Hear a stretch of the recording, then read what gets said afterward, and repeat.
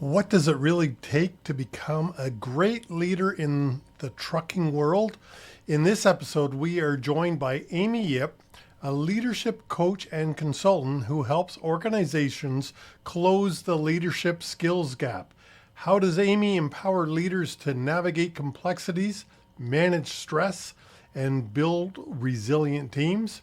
And what can we learn from her unique approach to developing human centered leadership? Let's find out. Welcome to the Trucking Risk and Insurance Podcast. How to manage the safety department like an expert without the 30-year learning curve. If you want to lead the safety department like a veteran and you don't want to spend years in the hot seat learning it the hard way or decades of trial and error, text the word success to 365 364 0714. Amy, welcome to the show. Can you take a second and please introduce yourself to our viewers? Yeah, thank you for having me. I'm the CEO of Amy Yip LLC. We are a boutique consulting coaching firm that helps organizations close the leadership skills gap so that they have the right leaders right now. And we help leaders navigate complexity, manage stress, lead high performing teams, resilient teams in these uncertain times. Oh, these times are uncertain. I mean, in trucking, I believe that we are in a recession, even though nobody has used that word. I see Mhm. trucking companies, unfortunately, closing on a regular basis. Many of my customers have cut back. They've had to because they're just not as well equipped as they probably should be. Mhm. But that brings up the management issue, Yeah. really. How can a trucking company source great leaders? Yeah. So I think at the end of the day, there are three key reasons that having strong leaders is such a challenging problem. First, many organizations they reward performance and not necessarily leadership potential. And they're promoting the top individual contributors into leadership roles with little preparation for the people side of leadership. And being a great doer doesn't automatically translate into being a great coach, being a great communicator, right? Being a great culture builder, or knowing how to lead others through the current complexity, the current conflicts, the current ambiguity. And for example, a logistics manager who knows operations inside out might struggle to manage a team, build team trust, promote team accountability. And it's not that they're not capable of doing it, but it's most companies don't invest in teaching these leadership skills, and this gap often goes unaddressed. A second reason why developing leaders is so challenging is, they often underestimate the human side of leadership. And organizations often focus on strategy, operations, technical skills, and those are important. But there's also the human elements, especially with things that are happening in the world today with AI, right? It's important to be able to build trust, to show empathy, to foster psychological safety.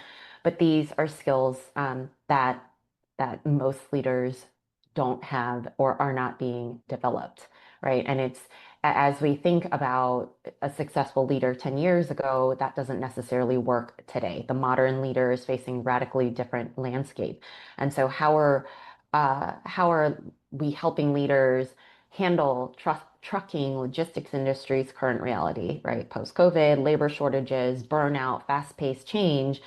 And these are fundamentally human challenges that we need to invest in the human side of that leadership. And the third reason why developing leaders is so challenging is oftentimes leadership development is the first thing that's cut when pressure hits, Yes. right? And just on a couple of the points there, I think the our workforce that we are getting today is different than my generation's workforce Mhm. with different expectations and different goals.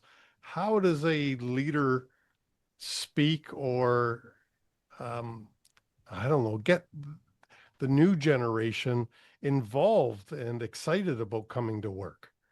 Yeah. So at the end of the day, it's understanding what are their needs and what are their expectations. So for the first time, uh, we have across many different industries, 5 different generations working.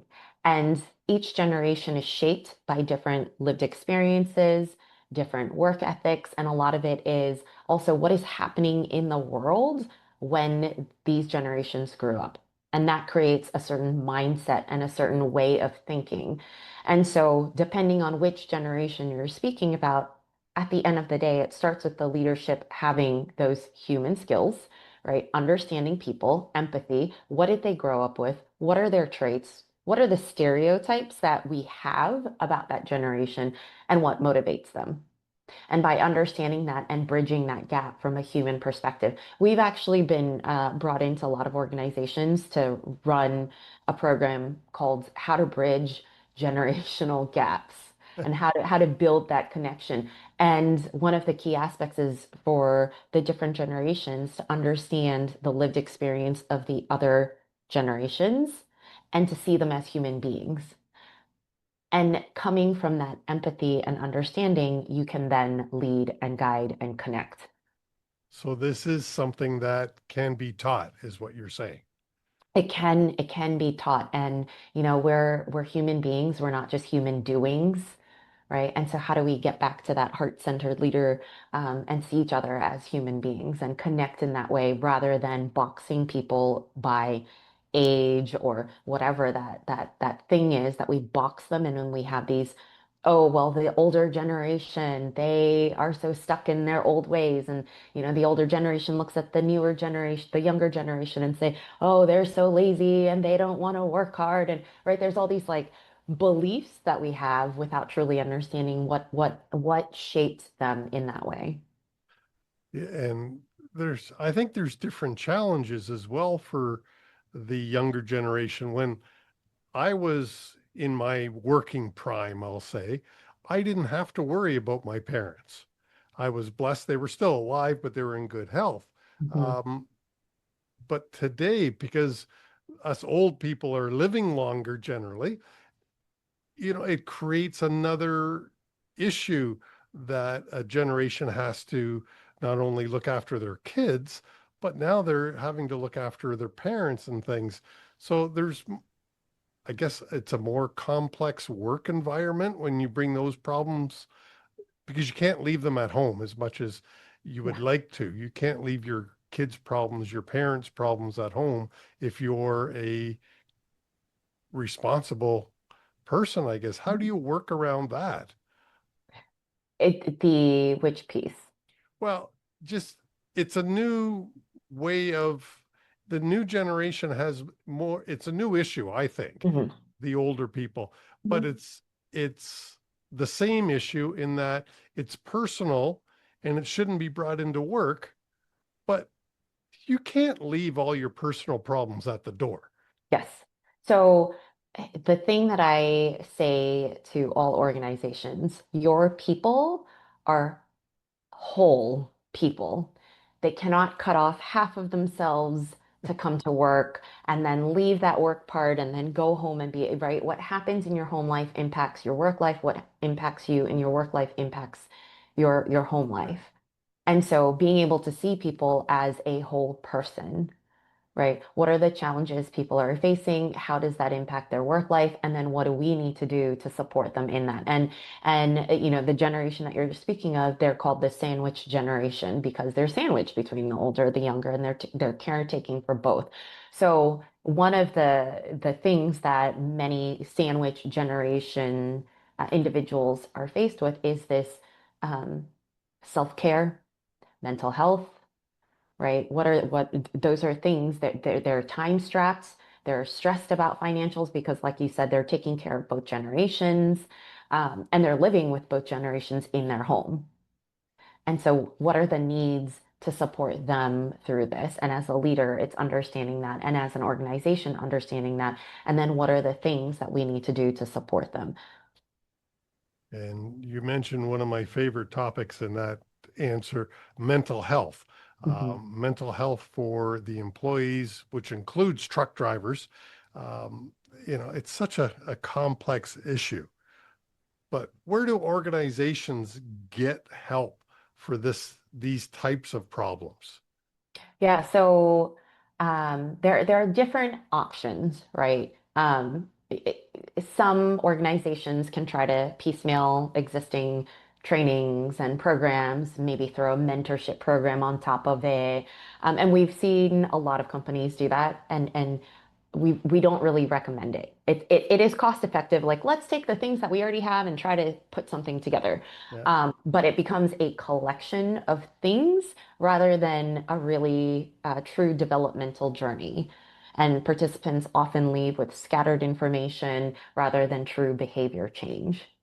Right. And it's kind of like organizations that they say, oh, mental health is a challenge. Let's get a meditation app for everybody. Right. Is that the right solution? Maybe it's one component, but it is not the broader piece that can solve the challenges, right? Another approach, organizations will buy, purchase, or license off the shelf. So pre-existing designed programs, curriculums, and maybe it's facilitated internally, maybe it's facilitated externally, and there's a lot of stuff out there. And this option is definitely faster, it's cost effective, and it can be scalable. The con is that it's not necessarily tailored for your specific company, your specific culture, your leadership philosophy, the specific challenges in your organization, right?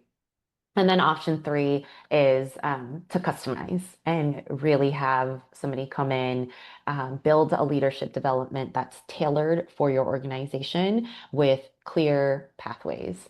And this could include everything from assessments, right? There's all those things out there, DISC, StrengthsFinder, to really figure out what's happening at the individual level, as well as customized workshops, individual coaching, retreats, offsites. And this really is best for companies seeking tailored high impact development. It can be more expensive and time consuming. And for organizations that go this route, we always recommend first doing some what we call like a discovery phase, Right. because you really need to figure out what is the root cause, right? Some companies say, oh, we have a lot of conflict. We just need to fix conflict. But how often have you heard that conflict is the issue, and was conflict really the issue? Wow. You mentioned root cause. It automatically, I'm in trucking. I go, yeah, what's the root cause of the accident? And it's never, or sorry, it's seldom what it first appears to Yes. be. Yeah. And so this would be the exact same thing. What's the root cause of conflict? It's seldom, I would think, I'm not the specialist. Is it what it appears to be? Let me ask you. Yeah, and it often isn't. It often is not, it could be a toxic leader, it could be people who are overworked, it could be people feeling not heard, right? There's so many different things. And so it if you want to truly solve the root cause, you need to have an analysis of it, right? Even the mental health. What is the driving force? What is driving, I made it funny, driving the the challenges with the mental health of the individuals, right? And what can help it, right? If they're overworked, exhausted, a meditation app is not going to be the right solution. And so it's really figuring out what is the thing that is needed, figuring out the root cause, and then trying to solve for that. And it may not even be, at least in my non-professional opinion, may not even be one cause. It could be several. Yeah, Is that okay? So yeah, definitely. yeah, because And sometimes it's, leadership development, trainings, workshops. They're these one-off things, right? And oftentimes they they they haven't been built out over time. The investment hasn't been made in it, and so it's this ripple effect of you don't have the right leaders. It's never been solved, and it ripples into all these different issues and challenges. And so it isn't this one thing. well, and often when I was in corporate, I would get sent on a course, 1 day or a 3 day course or whatever. And then I come back to work, and that course had very little long-term effect. It was a great program. I came back with wonderful ideas, but I never implemented. How do we over Go ahead. Sorry. No, I'm nodding and smiling because so there's actually called something called the forgetting curve. And, like you said, if you think back to best books you've read, trainings, maybe even your favorite podcast episode you've listened to, you might have felt excited, motivated, had a long list of things, action items, things you wanted to change. But then what happened right after, right? Most people go back to their old ways. And Ebbinghaus, a German psychologist, he actually did research in a learning context. And what he found was that within 24 hours of gaining this new information, you've already forgotten 50% of it. And within a week, 80, 90% of it is forgotten. Right. And so to answer your question, one of the most common mistakes for organizations is doing these one-off things. There's no ongoing support or reinforcement of the material. And we know that adult learning, we don't learn in that way from this one-off 1 hour session. We're not going to retain the information. It's this continuous application and reminder to build that habit and this knowledge into practice.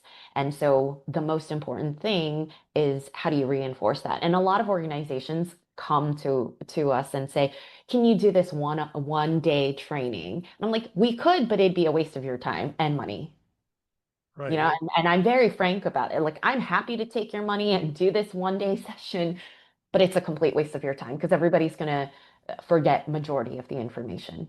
So how is it you work? Yeah, so we actually think about long-term programs, right? And it could look like 3 to 6 months, 6 to 12 months. And we partner with organizations to, one, figure out what is the true need, right? We go through the discovery phase. What is the true need? And then develop programs specifically for that organization that could include it's an ongoing process, so not a one-time event. And it could include things like workshops and trainings, and then applications, small groups that are accountable to each other that meet on a biweekly basis, group coaching, individual coaching. But it's a longer program because habit and change takes time, right? You're not going to get an ROI from a one-off thing. Also, people are about 500% more likely to do something if they're accountable, which is why we have accountability groups. Because if you go off with a task and I say, "Hey, Chris, you're going to go do this thing," you'll be like, "Yeah, I'm so excited." And then you're not going to do it. But if you have an accountability group that's checking in on you and saying, "Hey, Chris, did you do the thing?" You're more likely to be like, "Oh, yeah, okay, fine. I'm going to go do it because I need to tell them that I did it." Yeah, and I've got a coach right at the moment for one segment of my business, and that's one of the things that every time there's a new task, there's a deadline Mhm. associated with it. Yeah. So your programs are somewhat similar in that you hold people accountable, is what I'm hearing. Yes, we hold people accountable, we teach something, we reinforce something, they go and practice it in real life because there's one thing about learning it, but there's another about actually doing it. So I could teach you I'm going to go back to the mental health and meditation. I could teach you how to meditate, but are you going to do it? And how Right. do we actually implement and practice it? And it's part of it is, okay, I'm going to teach you, you're going to go off, you're going to do it, we're going to see what's working, what's not, you're going to come back, as a group, maybe we'll figure out a different solution, everybody will go off, do it again. And I'm simplifying it, right? But that's how to actually create change. But and it's funny you chose meditation because that's one of the things I'm trying very desperately to implement. Um, I'm trying to remember just in the morning to remember the good things and the things that make me happy and those that I'm proud of in the morning. And that's a hard habit to get Hmm. into. I need you to call me every day, Amy, and say, Okay. "Hey, Chris, did you do that?" I can do that. And you know what? That's part of what the accountability group does. Every morning they check in like, hey, who's done their XYZ, right? And people will be like, oh no, I didn't do it yet. So then they'll go and do it and they'll say, okay, I just did it. Yeah. And accountability is such a big part of any, I believe, training. And I'm in the training business as well. I try to change truck drivers' behavior on a frequent basis. And that's what is really lacking, I think, is the buy-in from the companies. It's great that they hire me to do a one-off training, but now who's following up? Yes. And how are we following up if we are? Yeah. Yeah. And And to your point, that's why leadership buy-in makes such a difference. And one of the challenges and mistakes that a lot of organizations make today is the L&D department or, someone from HR is saying, we need a training, let's buy the training. But you don't have the leadership buy-in to really say, okay, we actually need to change things. And the leadership is not modeling the behavior that they want others to learn. And so there's this disconnect, right? yeah, absolutely. Like um, in my business, I'll get called in because there's too many crashes. Mm, Well, if the leadership doesn't truth truthfully buy in to the things that will make that crash reduction lessen, if they're still going, well, dispatcher, why didn't the freight get there on time? Then that's telling dispatch to push the drivers. It's yeah. You absolutely need the higher up buy-in from the president right on down, Hmm. because that's the only way I think things are going to change. Can you give me an example of an organization that either got it right or was real close to getting it right? Yeah, yeah. There was one organization that we worked with. They are a mid-sized logistics company, and they realized that they had leadership bottleneck. So they had a lot of individual contributors that were being promoted into management roles, but they did not have the formal development. And when they became leaders, turnover was climbing, morale was low. Teams were operating in silos, things were delayed, like just all these issues started coming up, including clients being very, very unhappy, right? And so we partnered with them to co-design a customized 6-month leadership development program. And it started with stakeholder interviews. And stakeholders, we interviewed their customers, we interviewed the employees, we interviewed leadership. So it really is a holistic view at the issue and the challenge, right?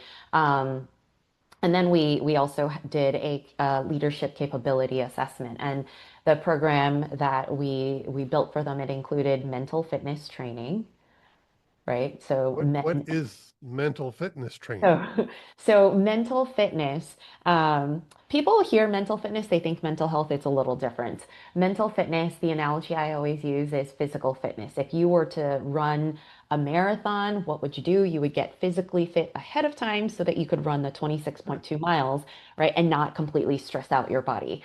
And what we know to be true is there will always be fun things that come our way, changes, right? Challenges. And so, how do we get mentally fit ahead of time to prepare for those challenges without stressing our mind out? And so, it is, you could call it resiliency, but it is understanding the mindset. For example, what percentage of our thoughts do you think are negative? Oh, some days 100%, but um, I don't know. I like to think of myself as a happy guy. What percentage? I don't know, 50%? So on average, 80% are negative. We Oh, we have 12 to 60,000 thoughts per day. 80% are negative, and 95% are repeated. They're the same thoughts every single day, so right? sorry, how many thoughts per day do we have? Between 12 to 60,000. 12 to 60,000. Yeah. And Wow. 80% are negative, 95% are repeated, and what consumes your mind consumes your life, right? And so what the mental fitness work is about is becoming aware of the thoughts and then being able to take action on it. We're not going to be able to shift the number of negative thoughts and the repeated thoughts. It is our brain's survival mechanism, Right. right? Watch out for danger. But what we can do is minimize the amount of time we spend in those thoughts.